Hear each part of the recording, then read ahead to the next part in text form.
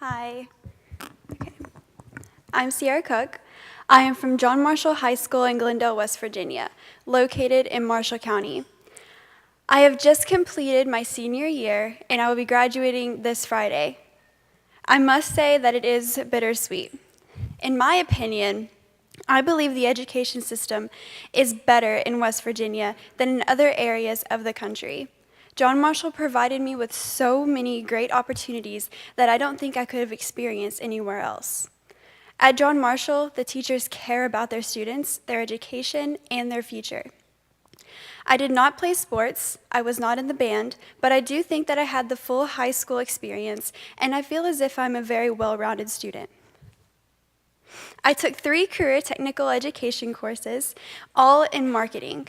I became involved with DECA, which enabled me to attend business meetings and travel to different parts of the state and the country. DECA prepares emerging leaders and entrepreneurs in marketing, finance, hospitality, and management in high schools and colleges around the globe. I went to football games and made many lifelong friends. The biggest achievement of my high school years would definitely be winning the high school business plan competition, because without it, I would not be going to WVU or have had the recognition I do today.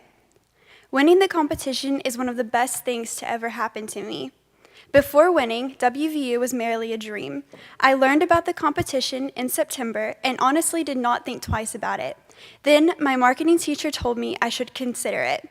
I started thinking about different ideas and businesses, and finally one presented itself to me in the form of a dry shiitake mushroom extract pill. I became intrigued with how a tiny little mushroom pill could have so many benefits for a person's health. I started researching the mushroom and learned about its many health benefits. Shiitake mushrooms are high in vitamins, antioxidants, and are extremely nutritious to your overall well-being. I decided to start a mushroom farm. I wrote the 3-page business plan and submitted it, and then a few months later found out my business plan had made it into the top 10 out of the 103 submissions.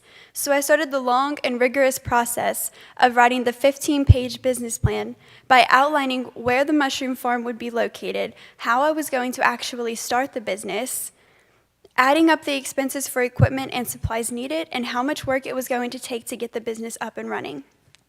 In March, I came to WVU to present my business plan. There were 7 other highly qualified candidates for the scholarship, but I am very thankful that I won. The high school business plan competition has helped me shape and define my future goals. I was invited here to speak by Amelia Courts of the Education Alliance, so I did a little research about the Education Alliance, and I learned that nationwide there is a shortage of workers with backgrounds in science, technology, engineering, and mathematics, STEM. The Education Alliance recommends 1. Increase the number of West Virginia students who have an effective, authentic STEM experience in elementary, middle school, and high school. 2. Challenge all schools to redouble their current efforts in STEM education and ensure that current and future business partners are meaningfully engaged in the process. 3, raise public awareness to create a broader understanding of STEM career opportunities and job requirements among students, parents, and communities. Also, the Education Alliance has issued its 2nd annual publication of policy briefs. The briefs are part of the Our Voice campaign and highlight the organization's priorities around 3 areas that are a continued focus from last year and 1 new priority focus, STEM education. Equipping the public with transparent and measurable student benefits, ensuring all students can read at grade level by the end of 3rd grade, providing all students with meaningful learning time, equipping students to be competitive in STEM-related education and careers. I learned a lot while researching the Education Alliance, and it sharpened some of my opinions about the high school education I received at John Marshall. I researched a little more and found a global education survey released in December 2013 that shows when it comes to math, reading, and science, teens in the U.S. rank 36th in the world, while students in Shanghai are rated the best. So we know the problem is just not in West Virginia.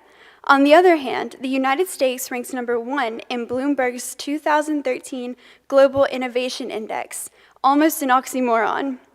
But the statistics march on, and West Virginia ranks number 24 in teacher quality and education output, number 32 in education input, number 49 in education social impact, and number 28 in education efficiency. I'm not even sure what some of this means, but how do we improve?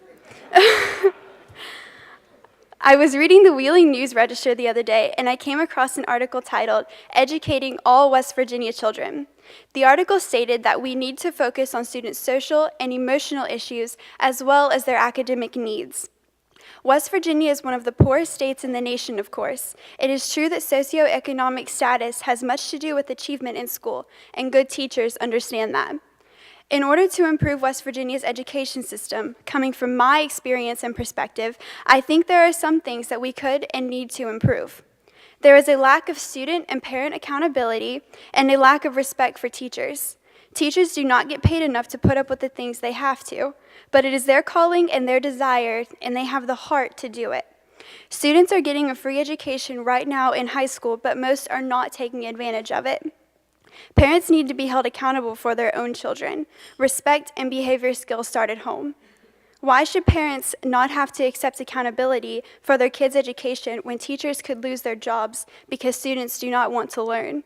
Parents should be held accountable until the child graduates. The teachers should too, but not on the same level because it is a teacher's job to teach. There is very little parent involvement and engagement in school, and they should have no choice but to be involved. There are attendance issues for many students that should be corrected by the family as well. I also think there should be more discussion about standardized testing. I don't think that teachers are teaching the students what they actually need to be taught, but are only teaching them to pass the test. The tests are holding students back from being creative and showing their skills and talents. As an alternative, students could possibly make portfolios of their academic achievements and grades. I believe that we rely and focus too strongly on tests for the placement of the students because it is quick and easier than evaluating students on their individual abilities. Some students are just terrible test takers. The state mandates tests and requires everybody to take them, such as the WEST test.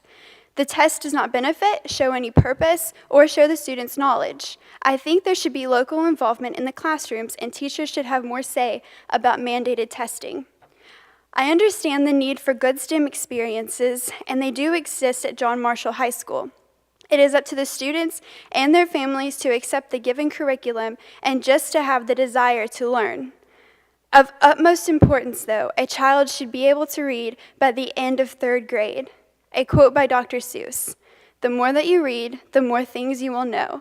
The more that you learn, the more places you will go."